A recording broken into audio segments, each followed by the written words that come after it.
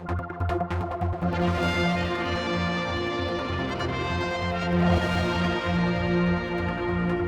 I'm with the Chief Minister, and you want to talk about, obviously, the growing, is it concern, or certainly the unsteady waters ahead as far as the UK being inside Europe and the effects. And we have touched on this before. You're saying we're going to be vigilant. Well, of course you are, but you can't do anything about it.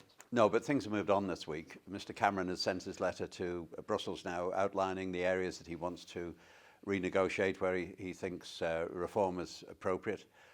So we have, for the first time, some clarity about what he might be talking about, although even there he's left the debate open. These are just areas he wants to discuss rather than the red lines that he's going to down a ditch over. The Isle of Man, as I've said before, is virtually a spectator in this, in the sense that we're not part of the United Kingdom, we're not part of the European Union, so we have no direct involvement in this. But indirectly, we obviously have to watch very carefully what goes on. As you know, I've spent pretty much all of the last 12 months in Westminster on a regular basis, talking to ministers, to political leaders, to opinion makers, in the media, in business, to first of all find out what their agendas are, but more importantly to make them fully aware that the Crown dependencies, and the Isle of Man in particular, should not be overlooked in any discussions which take place, because I don't want us to become collateral damage in a deal that might be appropriate for the United Kingdom, but with the needs of the Crown dependencies overlooked in the pursuit of that broader deal. So I've been working very hard to make people aware of the Isle of Man's case in this. We are linked to Europe through Protocol 3 for trade purposes, and if that link was in any way to be damaged, it could have a serious effect on the economy. But there is actually nothing you can do. You can just keep knocking on someone's door in London, can you? Yes, and keep reminding them. Pretty well all we can do, because the other issue, which is a bit further down the road, but if in fact the United Kingdom vote to leave after the referendum, and Scotland votes in favour of staying, which is very likely because the Scottish government is strongly in favour of staying in Europe, that almost certainly will lead to a demand for a second referendum in Scotland for independence, which I think they would have a very good chance of winning this time.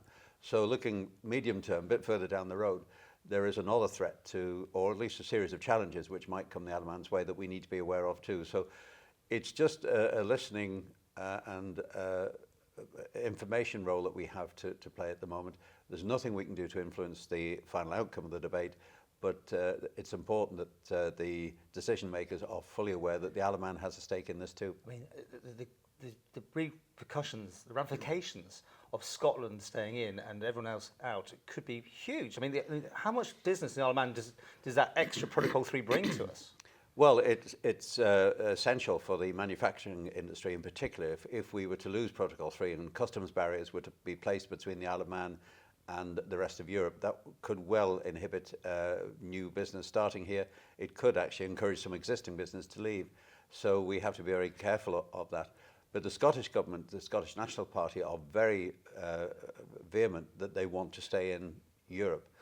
If Mr. Cameron then starts negotiations as a result of the referendum for the United Kingdom as a whole to leave Europe, there will be strong tensions between Scotland and Westminster, which, as I say, I think will lead ultimately to the independence of Scotland. Obviously, this affects the Channel Islands as well, doesn't it? Their Protocol 3. So are you three getting together on this one? There isn't a joint campaign, but our three, the interests of the three islands are absolutely at one. So we do obviously keep each other updated with information that we gather, and we hope to have the same outcome. And the e-gaming business, they particularly must be keen to keep it as it is?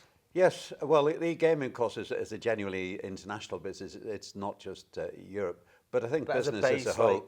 the big boys that are here because they have that agreement, don't they? Not so much for trading into Europe, no. Okay. E-gaming is a worldwide institution. It's not dependent on the physical transfer of goods. So more manufacturing, you think? Yeah, it's manufacturing, which is the main one. But you know, the European Union hasn't all been negative. There's a lot of good stuff come out of Europe. We do follow a lot of the European Union directives, even though we're not part of Europe, and some of those have been beneficial to the island too. So it's just an issue which we we have to watch very carefully, and we have to try and ensure that they're as well informed about the island's interest as possible. It must be incredibly frustrating that you have no direct yes, it is. means to influence this vote. It is. And we don't vote ourselves, of course, here. There's no point in having a referendum here because it doesn't influence anything at all. It might make us feel a bit better, but it won't actually make the slightest bit of difference. Well, you've got great friends in Scotland. Maybe we have to go in on the piggyback with Well, them or something. We absolutely need to watch very carefully what Scotland does.